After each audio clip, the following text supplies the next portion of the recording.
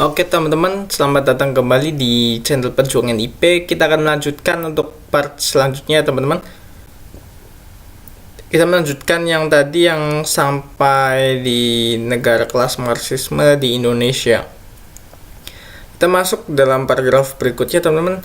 Puncak dari sidang pertama BPUPKI terjadi pada tanggal 1 Juni 1945 ketika Soekarno menyampaikan pidato tanpa teks yang monumental.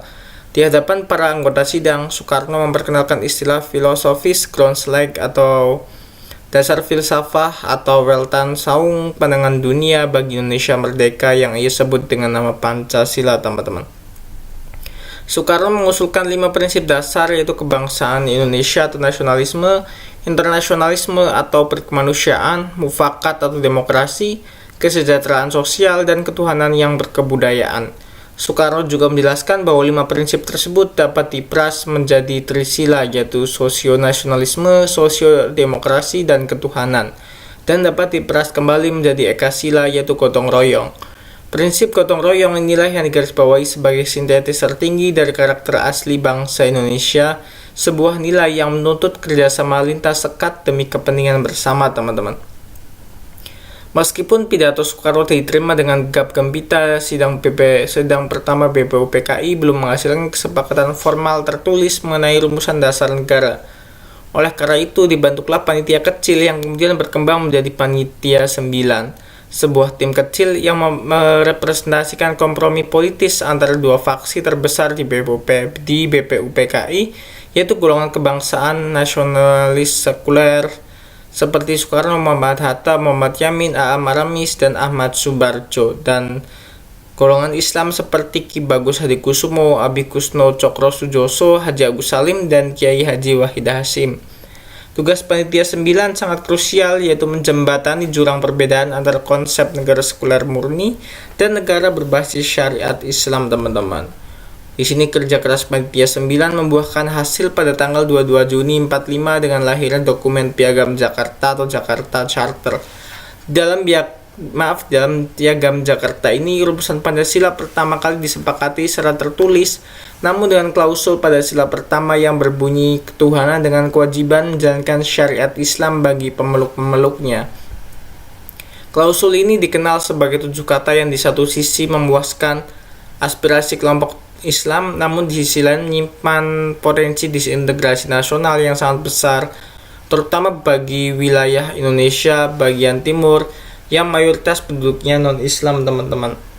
Dalam perspektif soal-soal ujian modern, Piagam Jakarta seringkali diangkat untuk menguji pemahaman peserta mengenai batasan toleransi, kemudian negosiasi politik, dan pengorbanan ego kelompok demi persatuan nasional.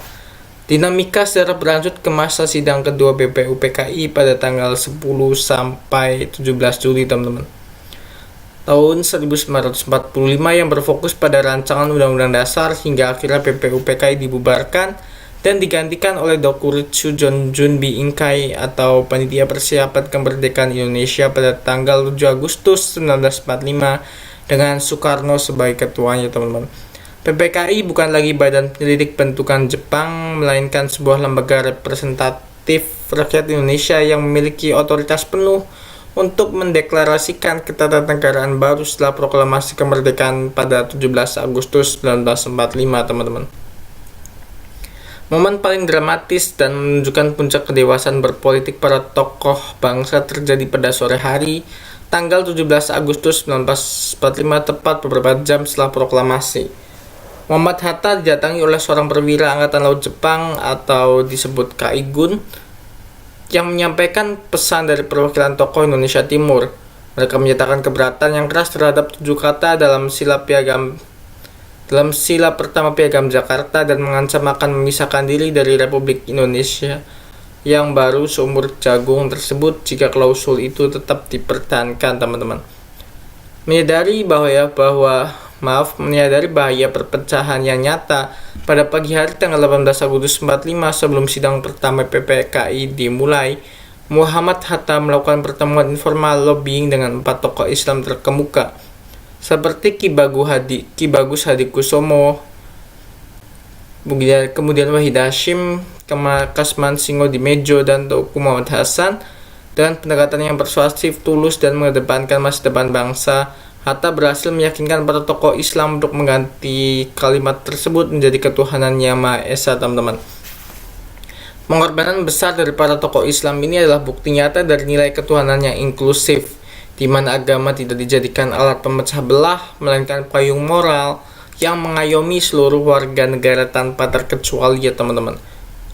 Kemudian akhirnya dalam sidang pertama PPKI pada tanggal 18 Agustus 45 disahkanlah pembukaan dan batang tubuh Undang-Undang Dasar 1945, teman-teman. Di mana dalam alinea keempat pembukaan UUD 45 tercantum perumusan masalah dan konstitusional dari Pancasila yang kita kenal sekarang, yaitu sila pertama ketuhanan Yang Maha Esa, sila kedua kemanusiaan yang adil dan beradab, yang sila ketiga persatuan Indonesia, sila keempat kerakyatan yang dipimpin oleh hikmat kebijaksanaan dalam permusyawaratan perwakilan, dan sila kelima keadilan sosial bagi seluruh rakyat Indonesia, teman-teman. Melalui kilas balik sejarah ini, materi ini ingin menekankan kepada teman-teman bahwa Pancasila lahir dari rahim konsensus atau kalimatun sawa, sebuah kesepakatan luhur yang menuntut kerelaan untuk berbagi ruang hidup bersama. Dalam soal-soal SKD CPNS 2026, pemahaman tentang sejarah ini akan diuji melalui kasus-kasus kontemporer yang menuntut teman-teman mengambil keputusan yang mengutamakan integrasi nasional di atas kepentingan pribadi, golongan, ataupun sektoral, teman-teman. Baik, kita langsung masuk ke bab 2.2, teman-teman. Kedudukan dan fungsi Pancasila sebagai dasar negara, pandangan hidup, ideologi terbuka, dan sumber dari segala sumber hukum, teman-teman. Di sini Pancasila tidak memiliki arti tunggal dalam sistem ketatanegaraan Indonesia. Ia memanifestasikan dirinya dalam berbagai dimensi kedudukan dan fungsi yang berlapis namun saling menguatkan. Dalam modul seleksi CPNS, pemahaman klasifikasi fungsi Pancasila seringkali membingungkan peserta karena batas-batas konseptualnya yang tipis. Oleh karena itu, bagian ini akan membedah secara radikal 4 kedudukan dan fungsi utama Pancasila secara teoritis, disertai dengan aplikasinya dalam penalaran birokrasi, teman-teman. Yang pertama yaitu Pancasila sebagai dasar negara, atau dalam bahasa asing disebut dengan filosofis Grundslag atau Staatsfundamental Norm. Sebagai dasar negara, Pancasila berkedudukan sebagai fondasi yuridis normal bagi berdirinya Negara Kesatuan Republik Indonesia. Artinya seluruh sistem pemerintahan, penataan lembaga negara, pembuatan regulasi, dan arah kebijakan pembangunan wajib bertumpu pada 5 sila Pancasila. Pancasila sebagai dasar negara mengikat secara hukum atau legally binding seluruh penyelenggara negara dan setiap warga negara. Dalam teori tata hukum Hans Kelsen mengenai hierarki norma atau disebut dengan teori Steuvenbau perfection, Pancasila menempati posisi sebagai Staatsfundamental Norm atau norma fundamental negara. Ia berada di puncak piramida hukum, tidak dibuat oleh hukum yang lebih tinggi, melainkan ditetapkan oleh bangsa sebagai norma dasar. Konsekuensi logis dari fungsi ini adalah yang pertama yaitu setiap undang-undang, peraturan pemerintah, hingga peraturan daerah tidak boleh bertentangan dengan Pancasila. Jika ada regulasi yang dinilai mencederai nilai Pancasila, konstitusi menyediakan jalur hukum melalui Mahkamah Konstitusi atau judicial review, teman-teman. Aplikasi dalam ujian yaitu soal biasanya berkaitan dengan kebijakan publik, legalitas hukum, atau tindakan aparatur pemerintah dalam menjalankan tugas kedinasan. Jika seorang kepala daerah mengeluarkan peraturan yang diskriminatif terhadap kelompok minoritas, maka ia telah melanggar Pancasila dalam kedudukannya sebagai dasar negara, ya teman-teman. Oke teman-teman, kita sekian saja pembahasan materi kali ini. Kita akan lanjut di part selanjutnya teman-teman. Sekian, terima kasih.